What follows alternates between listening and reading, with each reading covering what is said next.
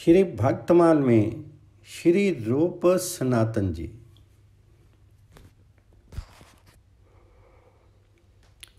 गोड़ देश बंगाल होते सब ही अधिकारी, है गए भवन भंडार विभव भू भुज उनहारी। ये सुख अनित विचारी बास वृंदावन कीनो, जथा लाभ संतोष कुंज करवा मन दीनो। ब्रज भूमि रहस राधा कृष्ण, भक्त तोष उद्धार कियो। संसार स्वाद सुख पांत ज्यो दुहूं, रूप सनातन तजी दियो। श्री रूप जी तथा श्री सनातन जी, इन दोनों भाइयों ने संसार स्वाद के सब सुखों का वमन अर्थात उल्टी की भांति परित्याग कर दिया। आप दोनों भाई पहले बंगाल प्रांतानस्थ गोड़ देश के शासक के यहाँ उच्च अधिकारी थे। आपके पास राजाओं के समान घोड़े हाथी महल मकान कोष खजाना भोग ऐश्वर्यवादी थे, परंतु इस संसार के सुख को अनित्य विचार करके आप दोनों ने सब कुछ छोड़ करके श्री वृंदावन में दृढ़ वास किया। भगवत इच्छा से शीर निर्वाह के लिए सहज में जो कुछ भी मिल जाता उसी में संतोष करते थे। राज ऐश्वर्य से मन हटा करके परम वैराग्य पूर्ण जीवन बिताते थे। आप दोनों ने श्री ब्रज भूमि के रहस्यों तथा श्री राधा कृष्ण के रहस्य तत्वों को प्रकट करके भक्तों को परम संतोष प्रदान किया तथा जगत के जीवों का उद्धार किया। श्री रूप सनातन के विषय में विशेष विवरण इस प्रकार है। 400 वर्ष से अधिक बीत चुके बंगाल के सिंहासन पर हुसैन शाह नामक एक मुसलमान शासक अधिष्ठित था। उसके उच्च पदस्थ कर्मचारी प्राय हिंदू ही थे। बादशाह के उच्च पदाधिकारियों में रूप और सनातन नाम के दक्षिण के 2 ब्राह्मण बंधु मंत्री के पद पर प्रतिष्ठित थे। मुस्लिम शासक के सानिध्य तथा राजसी परिवेश के प्रभाव से इनका रहन सहन भी मुसलमान रईसों जैसा हो गया था। बादशाह ने भी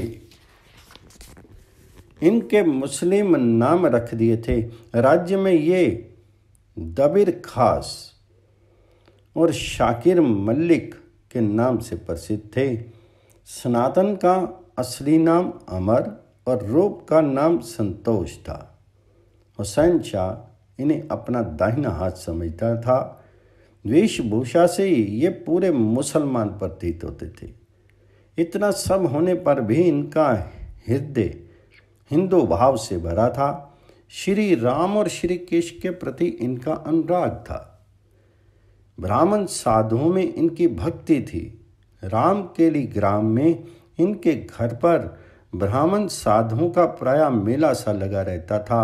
अनेक विद्वान ब्राह्मणों का भरण पोषण इनके द्वारा हुआ करता था। इनके छोटे भाई अनूप घर रहा करते थे और ये दोनों अधिकांश समय बादशाह के पास गोड़ में रहते थे। श्री चैतन्य महाप्रभु का नाम सुनकर के उनके प्रति स्वाभाविक इनकी श्रद्धा होगी और उस श्रद्धा ने क्रमशः बढ़कर के एक प्रकार की विरह वेदना का सा रूप धारण कर लिया। दोनों भाई श्री चैतन्य के दर्शन के लिए बड़े उत्कंठित उठे। दबीर खास और शाकिर मलिक की तीव्र दर्शन अभिलाषा ने श्री चैतन्य महाप्रभु के मन को खींच लिया। महाप्रभु से अब नहीं रहा गया और वे वृंदावन जाने के बहाने गंगा जी के किनारे किनारे चल करके गोड़ के समीप जा पहुँचे। जब महाप्रभु गोड़ के समीप पहुँचे तब उनके हजारों भक्तों के दल की तुमुल हरी ध्वनि से सारा नगर गूंज उठा। दोनों भाइयों के हृदय आनंद से गदगद और रोम पुलकायमान हो गई, परंतु उन्हें मन में ये भय भी बना रहा कि कहीं स्वेच्छाचारी मुसलमान बादशाह महाप्रभु के दल को कोई कष्ट ना पहुंचा दे। वे चाहते थे कि महाप्रभु यहाँ से शीघ्र चले जाएं तो ठीक है, परंतु उनका दर्शन करने के लिए दोनों के मन में बड़ी उत्कंठा हो रही थी, इसलिए बाहर के बाहर उन्हें लौटाना भी नहीं चाहते थे। महाप्रभु गौड़ में आ पहुंचे। वे दर्शन किए बिना कब लौटने वाले थे? ये तो आए ही थे दोनों भाइयों को संसार कूप से खींच करके बाहर निकालने के लिए। रात को दोनों भाई महाप्रभु के दरबार में पहुंचे। प्रभु अपने प्रीतम परमात्मा के प्रेम में समाधिस्थ थे। श्री नित्यानंद जी ने चेष्टा करके उनकी समाधि भंग करवा के दोनों भाइयों का परिचय कराया। दोनों मुंह में तिनके दबा करके और गले में कपड़ा बांध करके महाप्रभु के चरणों में गिर पड़े और बोले, प्रभु आपने पतित और दीनों का परित्राण करने के लिए ही पृथ्वी पर पदार्पण किया। हम जैसे दयनीय पतित आपको और कहाँ मिलेंगे? आपने जिकाई मधाई का उद्धार किया, परंतु वे तो अज्ञान से पाप करते थे। उद्धार तो सबसे पहले हमारा होना चाहिए, क्योंकि हमने तो जानबूझकर पाप किए हैं। वास्तविक पतित तो हम ही हैं नाथ। अब आपके सिवा हमें और कहीं ठौर नहीं है। महाप्रभु उनकी निष्कपट दीनता को देख करके मुग्ध हो गए। दया से उनका हृदय द्रवित हो गया। वे बोले, उठो, दीनता को दूर करो। तुम्हारी इस दीनता को देख करके मेरा हृदय फटा जा रहा है। तुम मुझे बड़े प्रिय हो। मैं यहाँ तुम्ही दोनों भाइयों से मिलने आया हूँ। तुम निश्चिंत रहो, शीघ्र ही तुम पर श्री कृष्ण की कृपा होगी। आज से तुम्हारा नाम सनातन और रूप हुआ। महाप्रभु के वचन सुनकर के सनातन और रूप हृदय आनंद से भर गया और वे कृतज्ञता पूर्वक दृष्टि से महाप्रभु के मुख कमल की ओर एक टकी लगा करके देखने लगे। उनके जीवन स्तोत्र की दिशा सहसा बदल गई। इसके बाद महाप्रभु ने सनातन के परामर्श से इतने लोगों को साथ लेकर के वृंदावन जाने का विचार छोड़ दिया और वापस नीलाचल अर्थात पुरी की ओर लौट गए। इधर रूप सनातन की दशा कुछ और ही हो गई। वैराग्य उमड़ पड़ा, राज्य वैभव और मंत्रित्व से मन हट गया। एक क्षण भी राजकाज में रहना उनके लिए नरक यंत्रणा के समान दुखदायी हो गया। सनातन की अनुमति से रूप तो छुट्टी लेकर के अपने घर राम के लिए चले गए। सनातन बीमारी का बहाना करके डेरे पर ही रहने लगे। रूप ने 2 गुप्तचर महाप्रभु के समीप नीलाचल भेज दिए और उन्हें ताकीद कर दी कि महाप्रभु के वृंदावन की ओर प्रयाण करते ही शीघ्र लौट करके मुझे सूचना देना। इस बीच में धन संपत्ति को लुटा करके रूप वृंदावन जाने की तैयारी करने लगे। इनके छोटे भाई का नाम अनुपम था। वह पहले से ही बड़ा श्रद्धालु था। उसने ही भाई के साथ ही घर छोड़ने की तैयारी कर ली। रूप सनातन के कोई संतान नहीं थी। अनुपम के जीवन नामक एक पुत्र था। उसे थोड़ा सा धन सौंप करके शेष सारा धन गरीबों को लुटा दिया गया। इतने में समाचार मिला कि सनातन को बादशाह ने कैद कर लिया है। जानी हुई सी बात थी। रूप और अनुपम ने शीघ्र चले जाने का विचार किया और अनुचरों के नीलाचल से लौटते ही महाप्रभु के वृंदावन गमन की बात सुनकर के दोनों भाई वृंदावन को चल दिए। जाते समय एक पत्र सनातन को इस आशय का में लिख गए कि हम लोग दोनों वृंदावन जा रहे हैं। किसी प्रकार पिंड छुड़ा करके आप भी शीघ्र आइए। आवश्यक व्यय के लिए 10,000 रुपये मोदी के यहाँ रख दिए गए हैं। सदा अमीरी ठाठ में रहने वाले रूप और अनूप की आज कुछ विचित्र ही अवस्था है। उन्हें सारे वस्त्र और आभूषण उतार करके फेंक दिए हैं। तन पर एक एक फटी गुदड़ी है और कमर में एक एक कौपीन है। भूख प्यास और नींद की कुछ ही परवाह नहीं है। पास में एक कोड़ी भी नहीं है।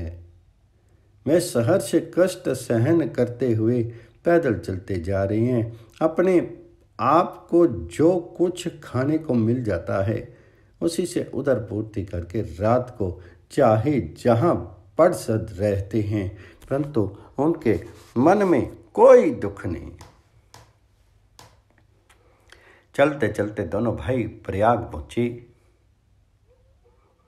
वहां जाते ही अनायास पता लग गया कि महाप्रभु यहीं पर हैं।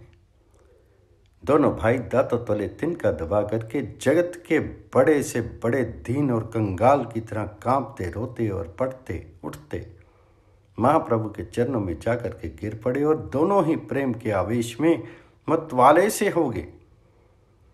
कुछ समय के बाद धीरज धर करके बोले, हे दीन दया में, हे पतित पावन, हे नाथ, हम जैसे पतितों को तुम्हारे अतिरिक्त और कौन आश्रय देगा।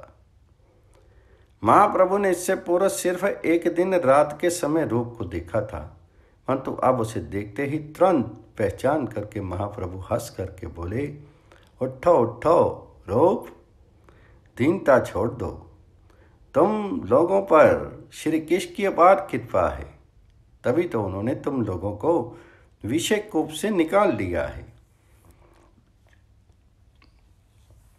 रूप ने कहा, प्रभु सुना है कि सनातन को बादशाह ने कैद कर लिया है। प्रभु बोले, घबराओ मत, सनातन कैद से छूट गया है और मेरे समीप आ रहा है। रूप और अनुपम उस दिन महाप्रभु के पास ही रहे और वहीं प्रसाद लिया। महाप्रभु ने कई दिनों तक उन्हें प्रयाग में अपने पास रखा।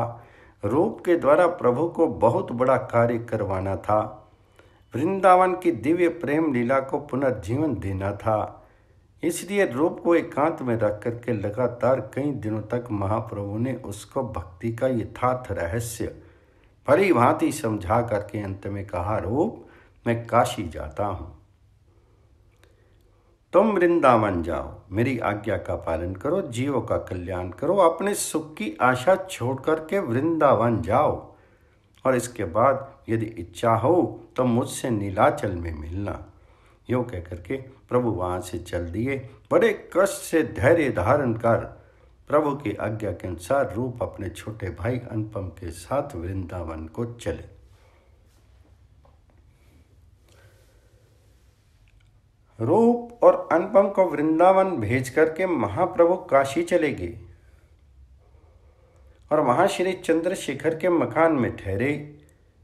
इधर सनातन ने गौड़ के कारागार में रूप का पत्र पाकर के शीघ्र ही वहां से निकलकर महाप्रभु के समीप जाने का विचार कर लिया और मौके से द्वार रक्षक को 10,000 मोहरे देकर के वे कारागार से निकल पड़े और उसी की सहायता से रातों रात गंगा के उस पार चले गए। ईशान नामक एक नौकर इनके साथ था। उसने छिप करके 8 मोहरें अपने पास रख ली थी। पातड़ा ग्राम में भौमिकों ने मोहरों के लोभ से सनातन का बड़ा आदर किया। उनके मन में पाप था। वे रात को सनातन और ईशान को मार करके मोहरें छीनना चाहते थे। सनातन ने मन में सोचा कि लोग मेरा इतना सम्मान क्यों करते हैं, इनको लुभाने की मेरे पास तो कोई वस्तु नहीं है। उनके मन में संदेह हुआ और उन्होंने ईशान से पूछा, मालूम होता है तुम्हारे पास कुछ धन है। ईशान ने एक मोहर छिपा करके कहा, हाँ 7 मोहरें हैं। सनातन ने कहा, भाई इस पाप को अपने पास क्यों रखा? यदि तुम इस समय ना बताते तो रात को ये भौमिक बिना मारे नहीं छोड़ते। उनसे 7 मोहरें लेकर के सनातन ने भौमिकों को दे दी। शेष एक मोहर का और पता लगने पर सनातन ने वह मोहर ईशान को देकर के उसे वापस देश लौटा दिया। सारा बिखेड़ा निपटा। सुखपूर्वक सनातन अकेले ही चलने लगे। संध्या के समय हाजीपुर नामक स्थान में पहुँचे और एक जगह बैठ करके बड़े ऊंचे स्वर से श्री कृष्ण के पावन नाम का कीर्तन करने लगे। उन्हें सच्ची शांति और विश्रांति इसी से मिलती थी। वास्तव में बात भी ऐसी ही है। सनातन के बहनोई श्रीकांत बहुत दिनों से हाजीपुर में थे। वे घोड़ा बादशाह के लिए घोड़े खरीदने आए थे। संध्या का समय था। श्रीकांत एक तरफ बैठे आराम कर रहे थे। उनके कानों में हरि नाम की मीठी आवाज़ गई। पहचाना हुआ सा स्वर था। श्रीकांत उठ कर के सनातन के पास आए और देखते ही अवाक रह गए। उन्होंने देखा सनातन का शीर जीर्ण हो गया है। वे फटी हुई मैली सी धोती पहने हुए हैं। दाढ़ी बढ़ रही है। मुख पर वैराग्य की छाया पड़ी हुई है और जोर जोर से मतवाले की भांति हरि नाम का उच्चारण कर रहे हैं। श्रीकांत ने सनातन को पुकार करके सचेत किया और उनके पास बैठ करके इस हालात का कारण पूछा तो सनातन ने संक्षेप में सारी कहानी सुना दी। श्रीकांत ने कहा, ऐसा ठीक नहीं, घर लौट चलिए।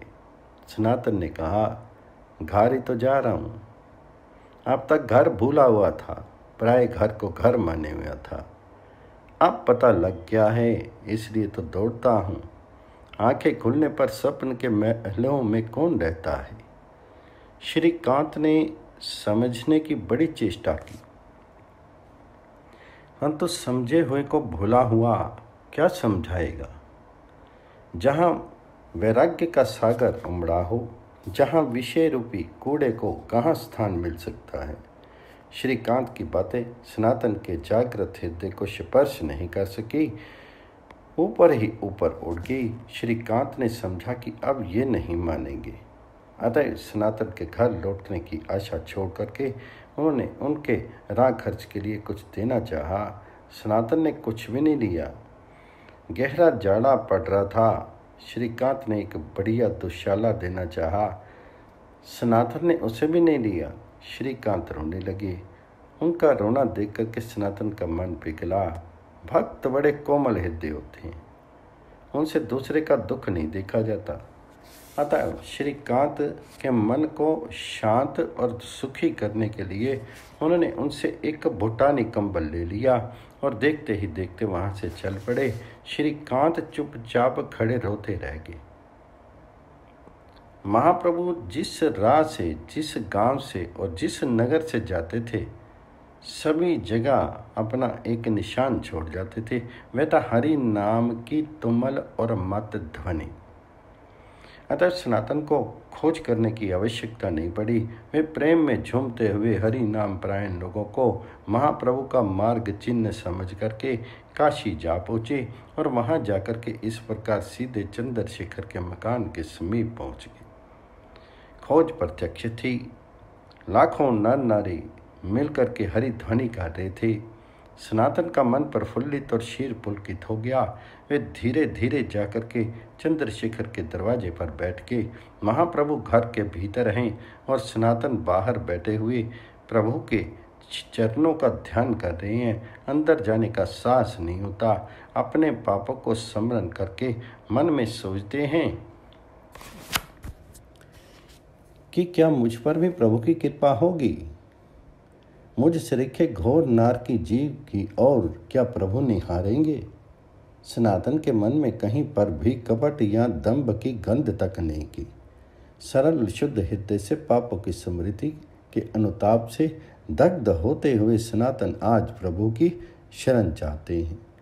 सर्वज्ञ महाप्रभु ने घर के अंदर बैठे हुए ही इस बात को जान लिया कि बाहर सनातन बैठे हैं। अतः उन्होंने चंद्रशेखर से कहा कि दरवाजे पर जो वैष्णव बैठा है उसे अंदर बुला लाओ। आज्ञा अनुसार चंद्रशेखर बाहर गया और वहाँ किसी वैष्णव को ना देख करके वापस लौट करके बोला कि बाहर तो कोई वैष्णव नहीं है। महाप्रभु ने क्या दरवाजे पर कोई नहीं बैठा है? तो चंद्रशेखर ने कहा, दरवाजे पर एक फकीर सा तो बैठा है।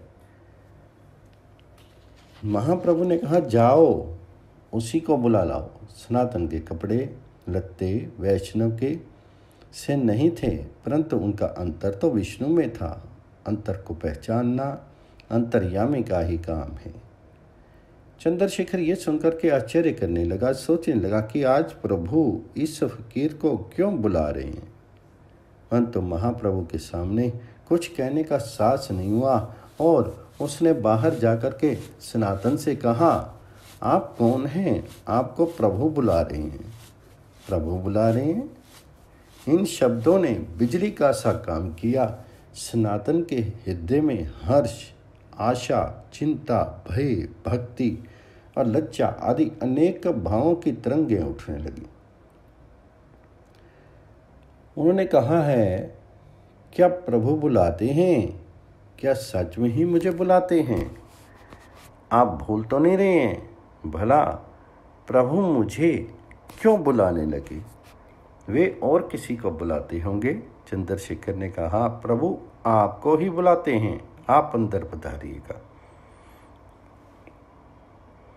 सनातन के हृदय में अनंत का आंसू उमड़ पड़ा, परंतु अपनी स्वाभाविक दीनता से वे दांतों तले तिनका दबा करके अपराधी की भांति चुपचाप अंदर जा करके प्रभु के चरणों में लकुट की तरह गिर पड़े।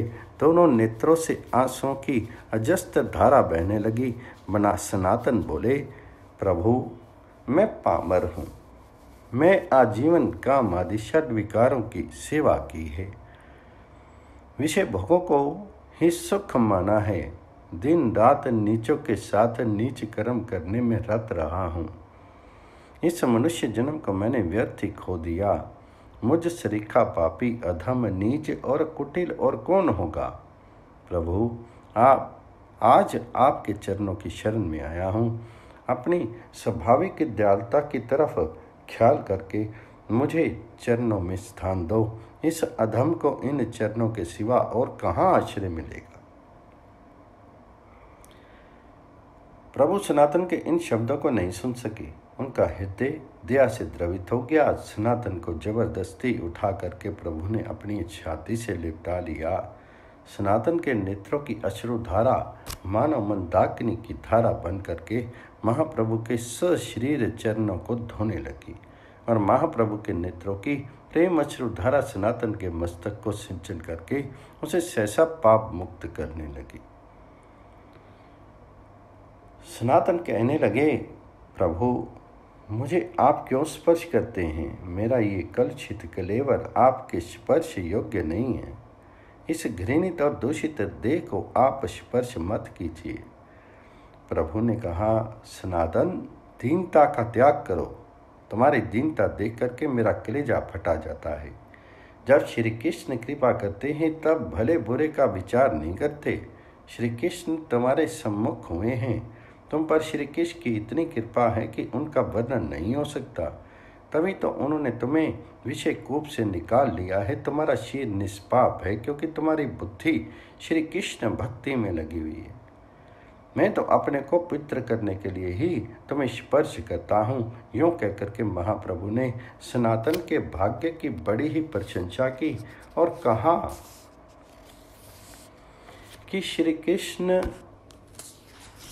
प्रेम होने पर वास्तव में ऐसी ही दीनता हुआ करती है। इसके बाद महाप्रभु ने सनातन से उसकी करामुक्ति के संबंध में पूछा। सनातन ने संक्षेप में सारा वर्णन किया। महाप्रभु ने चंद्रशेखर से कहा कि सनातन का मस्तक मुंडन करके और इसे स्नान करवा करके नए कपड़े पहना दो। स्नान कर चुकने पर जब तपन मिश्र नामक एक भक्त सनातन को नई धोती देने लगे तब सनातन ने कहा, यदि आप मुझे वस्त्र देना चाहते हैं तो कोई फटा पुराना कपड़ा दे दीजिए। मुझे नए कपड़े में क्या प्रयोजन है।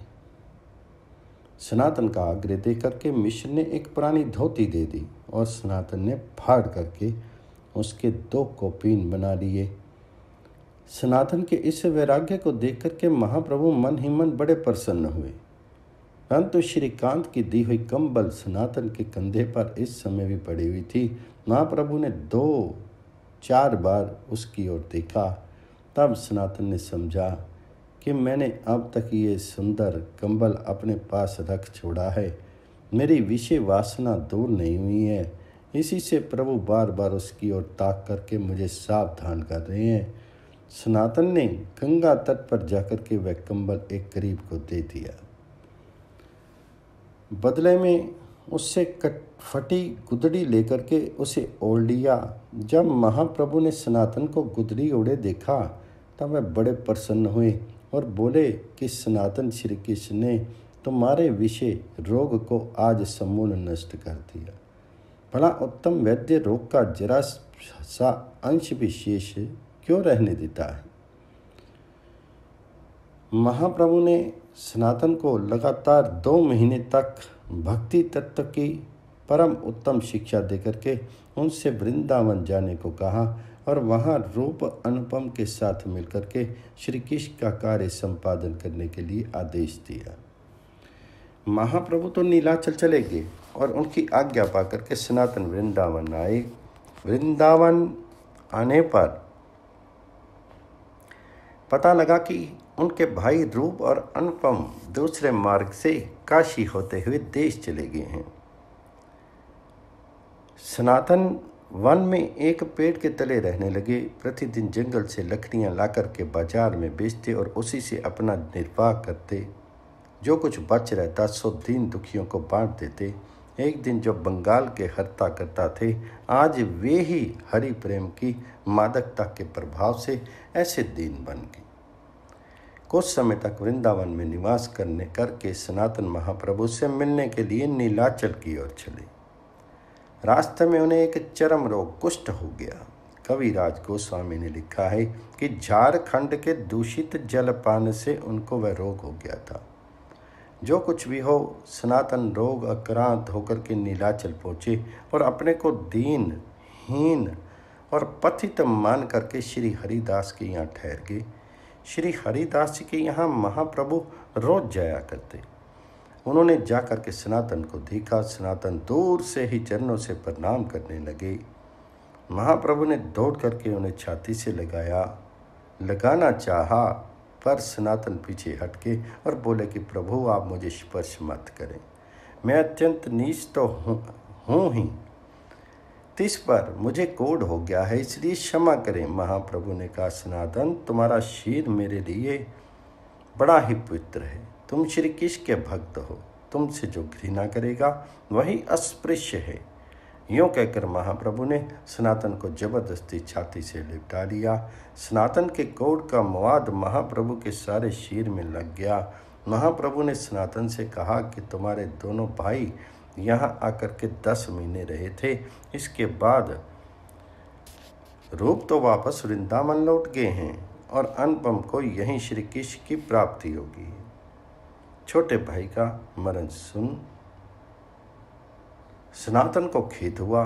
प्रभु ने आश्वासन देकर के सनातन से कहा कि तुम यहीं हरिदास जी के पास रहो। तुम दोनों का ही श्री कृष्ण में बड़ा प्रेम है। तुम लोगों पर शीघ्र ही श्री कृष्ण कृपा करेंगे। यूँ कह कर के महाप्रभु चले गए और इसी प्रकार रोज रोज वहाँ आकर के सनातन को आलिंगन करने लगे। सनातन के मन में इससे बड़ा क्षोभ होता था।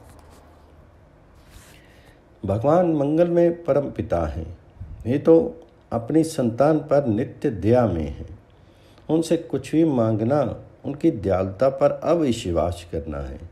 सनातन ने कुष्ठ की भयानक पीड़ा सहन की, परंतु किसी समय भी उनके मन में ये संकल्प नहीं उठा कि मैं प्रभु से अपने रोग की निवृत्ति के लिए कुछ प्रार्थना करूं।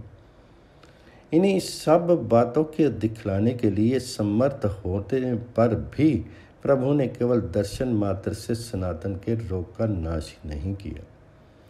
जब जगत सनातन के अतुलनीय निष्कपट निष्काम प्रेम और उनकी अनुकरणीय दीनता से परिचित हो गया, बस उसी समय सनातन रोग मुक्त हो गए।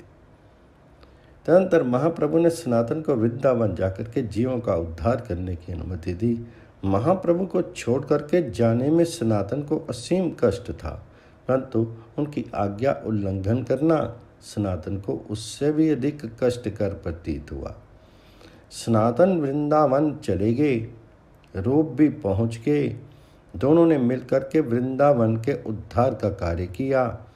सनातन ने बृहद भागवत अमृत, हरि भक्ति विलास, लीला स्तव, समरणीय टीका, दिग्दर्शनी टीका और श्रीमद् भागवत के दशम स्कंद पर वैष्णव तोषणी नामक टीका बनाई।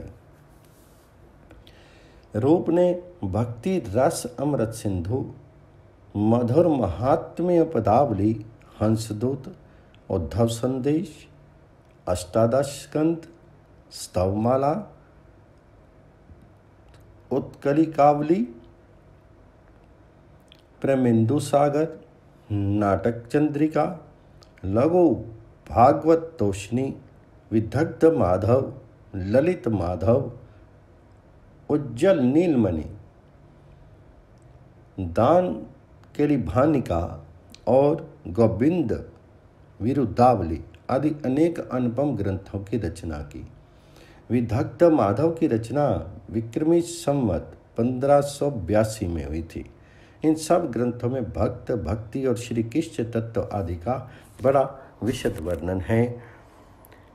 दोनों भाई वहाँ वृक्षों के नीचे सोते रहते, भीख मांग कर रुखी सूखी खाते, फटी लंगोटी पहनते, गुदड़ी और करवा साथ रखते, 8 पहर में केवल 4 घड़ी सोते और शेष सब समय श्री कृष्ण का नाम जप, संकीर्तन और शास्त्रों का परिणयन करते। श्री रूप और सनातन दोनों श्री वृंदावन में ही गोलोकवासी हुए। एक समय जो विद्या, पद, ऐश्वर्य और मान में मत थे, वे ही भगवत कृपा से अत्यंत विलक्षण, निरअभिमानी, निर्लोभी, वैराग्यवान और परम प्रेरिक बन गए।